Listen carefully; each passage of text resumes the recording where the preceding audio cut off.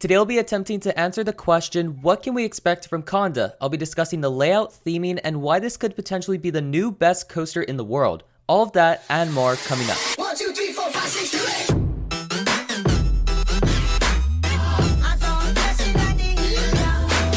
Hey guys, and welcome to 808 Coaster Life. If you're new to this channel and you love roller coasters and other theme park related stuff, please consider subscribing for quality coaster entertainment every 1 to 2 weeks. This coaster was relevant since good old 2018 when Intamin announced it at IAAPA. Everyone was amazed at what Intamin did for the layout. It's almost 3 years later and Kondaa will be opening pretty soon at Walibi Belgium, assuming everything goes well with COVID. So, what can we actually expect?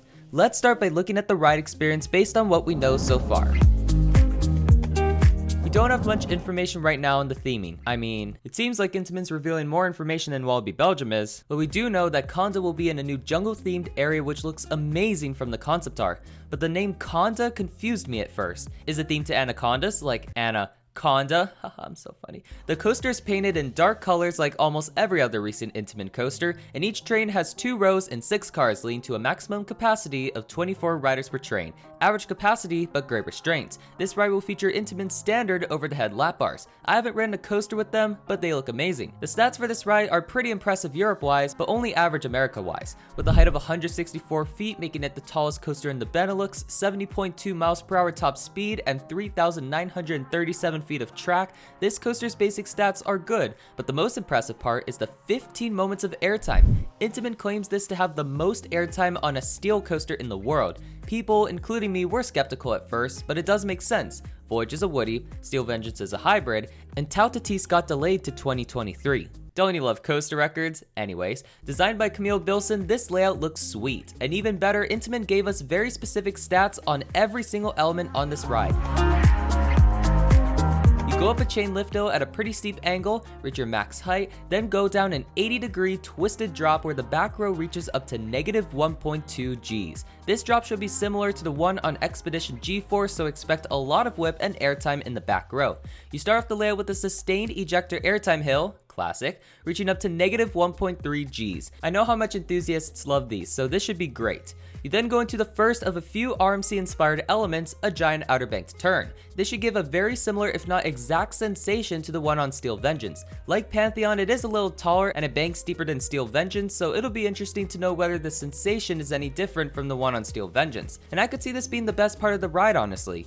You then go into the world's first non-inverting Cobra roll. It's creative, it looks very aesthetic, and it should provide a unique weightlessness sensation going through each extremely twisty maneuver. You then do an ejector hill and a forceful turn before going into a wall stall, which is basically Intamin's take on the breaking wave turn. It probably won't pull forces as strong as RMC's breaking wave turns, but it'll be more sustained. It should be a unique sensation hanging sideways for a pretty long time. Then you go through an overbanked turn which looks very forceful and might be the most intense part of the ride. You go through another ejector airtime hill before going into the world's first trick track double down. Basically this is a double down, except the 2 hills are banked in opposite directions. Looking at it from off-ride, I feel like it looks a little weird on a mega coaster, but depending on the pacing, it looks to deliver pretty aggressive airtime. You then go into another ejector hill and then a fun little twisty section through some rockwork and into a stangle dive. If the coaster runs very well, this section should be pretty cool. You finish out the ride with a bang by doing 3 bunny hops and an off-axis jump into the brakes. This ending looks similar to Steel Vengeance's ending, and it is an amazing way to end the ride.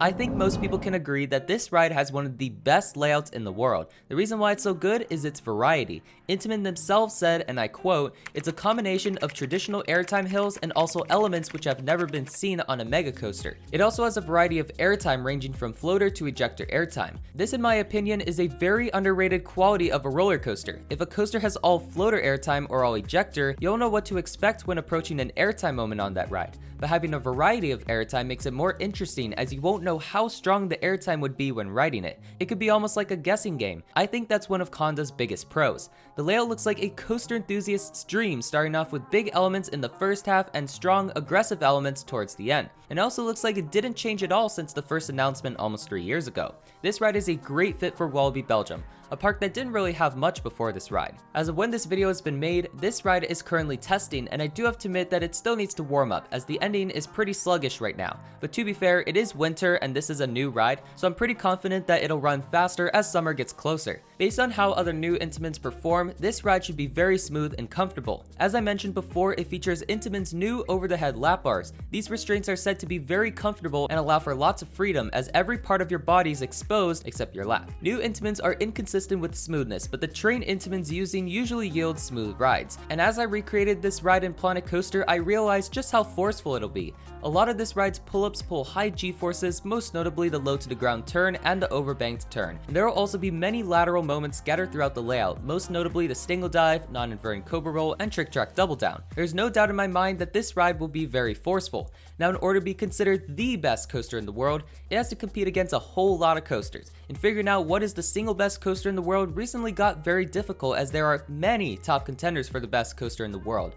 Iron Gwazi looks like Kondaa's biggest competitor for the best new for 2021 coaster. I'd say if Kondaa runs consistently well, it could beat Iron Gwazi and become the best coaster of 2021. In order to be best in the world, it'll have to go against many coasters including Steel Vengeance, El Toro, I-305, DC Rivals, Zadra, Taiga, Lightning Rod, Fury 325, and The Voyage. Can it beat all of them? I simply don't know. But still, we can expect this ride to be smooth, intense, provide a variety of airtime, a great drop, very comfortable trains, decent theming, and one of the overall best layouts a coaster has ever had. If that doesn't make you think this coaster will be amazing, I don't know what will, because this is going to be one heck of a ride once it opens. I know I'm very excited for when Kondaa opens to the public, but I want to know, what do you think of Kondaa? Do you think Kondaa will be one of the best, if not the best, when it opens? And how do you think it compares to the other coasters I've mentioned? Let me know down in the comments. If you enjoyed this video, please let me know by leaving a like on this video. And if you're new to this channel and you love roller coasters and other theme park related stuff, please consider subscribing for quality coaster entertainment every 1 to 2 weeks. Thank you all so much for watching. I'll see you